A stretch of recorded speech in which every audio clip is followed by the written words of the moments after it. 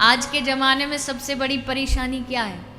बाहरी बीमारी इतनी परेशानी नहीं है, बाहरी रोग तो फिर भी ठीक हो जाएगा, सबसे बड़ी है चिंता।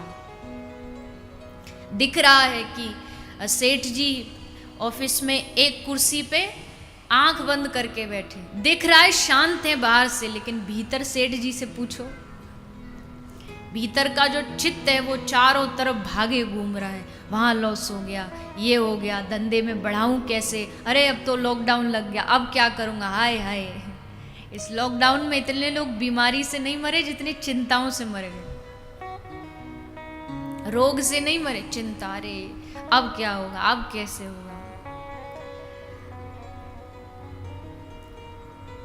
कहावत है ना, चिंता किसके समान होती है? देखो कहा ना, प्रवचन कौन नहीं दे सकता, आप भी दे सकते हैं। सबको पता है चिंता चिता समान। आप भी कह दोगे, मैं भी कह दूंगी, चिंता चिता समान। कहने में क्या गया, पर आचरण किसने किया? क्या अब भी हमारे मन में चिंता है कि हाय हाय क्या होगा, अरे कैसे होगा? चिंता होती है किसके मन में? संसारी के मन में। पर जो भगवत भक्त होता है ना, नरसिंह मेहता, लाली का अपनी बेटी का भरने जाना है अपना मायरा। दो भाव हैं, एक में लिखा है भात भरने गए थे, भक्तमाल में भी कुछ लिखा है, और दो भाव हैं, जो भी हो। और बेटी के परिवार वालों ने, माने ससुराल वालों ने लंबी चौड़ी लिस्ट बना के भेज दी कि इतना इतना सामान आना चाहिए हमारी अपनी पुत्री के लिए, जब भी आओ तो इतना सामान हो तभी आना। अब सामान ऐसा वैसा नहीं, लाखों का उस समय में इतना सामान लिख करके भेज दिया। पर नरसिंह मेहता चिंता में बावरे नहीं हुए, बस मजीरा लिया हाथ में और मजीरा लेके ठाकुर जी का नाम ले रहे, कोई चिंता नहीं। हे प्रभु, आज तक तूने संभाला, इज्जत जाएगी तो हमारी नहीं जाएगी, इज्जत जाएगी तो तेरी जाएगी।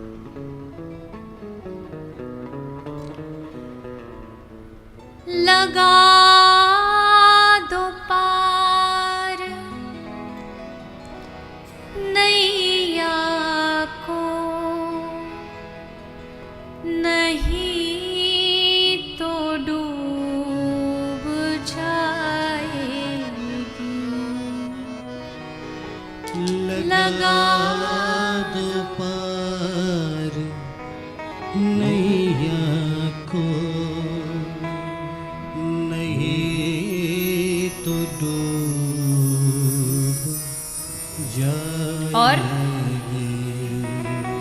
हमारा कुछ ना बिगड़ेगा, तुम्हारी लाज जाएगी। हमारा कुछ ना बिगड़ेगा, तुम्हारी लाज जाएगी। हरि शरणम हरि शरणम हरि शरणम हरि शरणम हरि शरणम हरि शरणम हरि शरणम हरि शरणम।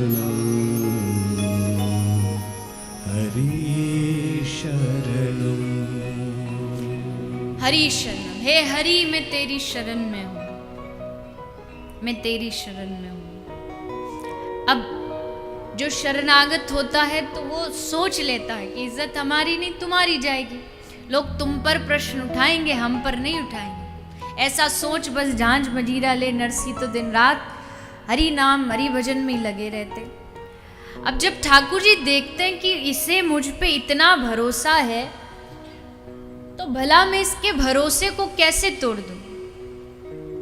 तो प्रभु व्यवस्था बनाते हैं, और व्यवस्था कैसी बनाई, ऐसी वैसी व्यवस्था नहीं बनाई कि थोड़ा बहुत चलो दे दें, एक आध कुछ इसका काम कर दे, नहीं, करोड़ों रुपया का सामग्री वस्तु लेकर के ठाकुर जी स्वयं पहुंच गए हैं नरसी का भात भरने। अगर नरसी चिंता करता तो क्या ठाकुर जी जाते कि चलो, भगवान क्या सोचते हैं, देखो एक छोटा सा कोई बालक हो, कोई 6 महीना साल भर का कोई बालक हो, 2 साल का कोई बालक हो, और वो गंदे वस्त्र पहन रखा हो, उसने गंदे कपड़े, तो पड़ोसी उसके गंदे वस्त्र देख के, उसका गंदा मुंह देख के क्या कहते हैं, अरे कैसी है इसकी मैया, इसको साफ नहीं रख सकती, अच्छे वस्त्र नहीं पहना सकती, थोड़ा ध्यान नहीं रख सकती। क्यों? क्योंकि अभी वो बालक माँ के शरणागत है। पर जब वही बालक 20 साल का 22 साल का हो जाए, फिर गंदे कपड़े पहने, तो फिर क्या उसकी मैया को दोष देंगे? एक 22 साल का बालक कल गंदे कपड़े पहनेगा तो लोग ये नहीं करेंगे कि इसकी माँ इसको संभालती नहीं, बोलेंगे अरे इसमें बुद्धि नहीं है क्या, कैसे वस्त्र पहन रखे। क्यों? क्योंकि अब वो बड़ा हो गया है, अब वो शरणागत नहीं है। शरणागति में यही लाभ होता है। शरणागति में सबसे बड़ा लाभ ये, अच्छे हैं या बुरे हैं, भक्त हैं या अभक्त हैं, लेकिन हैं तुम्हारे, गंदे बुरे जैसे हैं आपको संभालना पड़ेगा। यह है शरणागति। वहां चिंता खत्म हो जाती है। जिस चिंता से हम दिन रात जलते हैं ना, जो भीतर हमें जलाती रहती है, वो चिंता मिट जाती है। कब? जब हरि शरण में जाते हैं। इसलिए चिंता करे सो मिले बीमारी। मानसिक रोग बढ़ जाएंगे, शरीर के रोग बढ़ जाएंगे, बीपी भी बढ़ता है तो डॉक्टर कहते चिंता कम किया करो, शुगर बढ़ती है तो कहते चिंता कम किया करो। चिंता करे सो मिले बीमारी, पर चिंतन करे सो मिले बिहारी। अब चॉइस इज योर्स। अब आपको चुनना है कि आपको बीमारी चाहिए या बिहारी चाहिए। क्या चाहिए? वाह। और अभी देखना, अभी थोड़ी सी भी कथा 5:30 से लेट हो जाए ना तो चिंता चालू हो जाएगी। आए हाय, घर में कौन रोटी बनाएगा, है किसी का पशुधन होता, पशु घर में बनाओ तो अरे समय हो गया इसका उसका। पर चलिए कोई नहीं, इतना समय भी अगर आप भाव से, चित्त से सत्संग को दे देंगे तो सत्संग से लाभ ही लाभ होगा। धीरे धीरे, कहा ना, परिवर्तन धीरे धीरे होता है। अभी चिंता हो रही, धीरे धीरे समय आएगा, ठाकुर जी उस चिंता का भी हरण कर लेंगे और फिर एकदम आनंद में जीवन। आनंद में जीवन किसका? जिसको कोई चिंता नहीं, उसका जीवन आनंद में है। जिसको पास करोड़ों है उसका जीवन आनंद में नहीं है। इस गलत फहमी में मत रहना। आनंद में वो है जिसको किसी प्रकार की चिंता नहीं। होगा, ऐसा नहीं कि नहीं हो सकता। हम कह देते हैं अरे हम तो गृहस्थी है महाराज, हम चिंता नहीं करेंगे तो क्या होगा। अरे गृहस्थियों की कथा सुनो ना, भागवत इसीलिए तो है।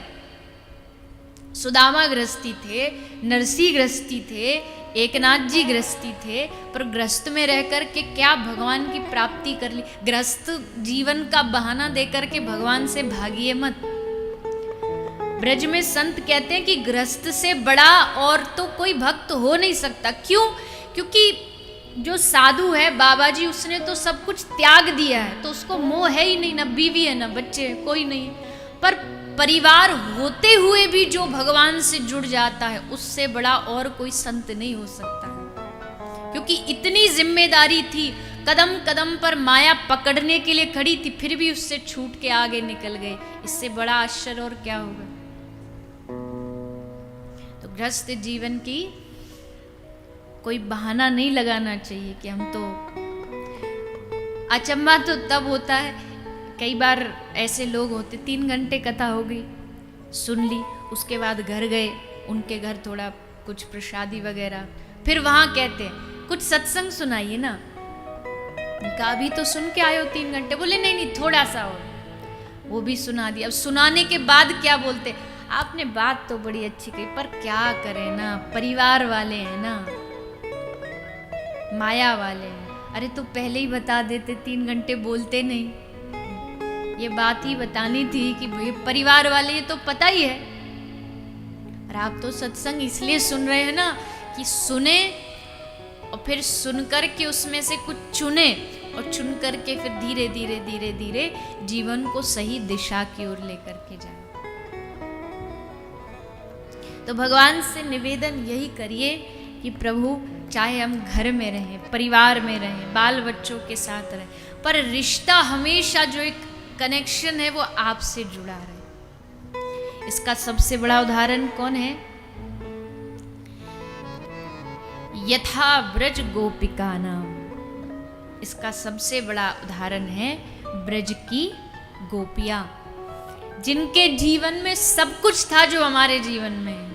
ब्याह हुआ, पति है, माँ है, बाप है, सास है, ससुर है, बच्चे हैं, घर का काम है, भोजन बनाना है, दूध निकालना है, दधी मंथन का, सारे काम थे। सारे काम गोपी करती भी है, पर केवल शरीर से, केवल तन से। मन कहाँ है? मन एकमात्र अपने प्रियतम श्री ठाकुर जी के चरणों में लगा रहता है, वहां से ध्यान नहीं हटता। केंद्र वही है, केंद्र वही है। शरीर सब काम कर रहा है, जो परिवार कह रहा है वही शरीर कर रहा है, पर मन जो है, मन वो भगवान के चरणों में लगा है। अब लाल जी क्या कर रहे होंगे? अब हमारे ठाकुर जी गैया चराने जा रहे होंगे, अब आ रहे होंगे, अब अगर दोपहर का समय हो गया तो भोजन कर, ये सब चिंतन चलता रहता है।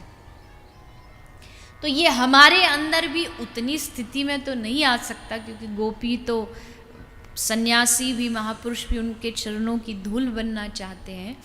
पर इतना तो प्रयास करना चाहिए कि समय समय पर दिन में कुछ समय तो ऐसा हो जब आपको भगवान का स्मरण हो, उनकी याद आए।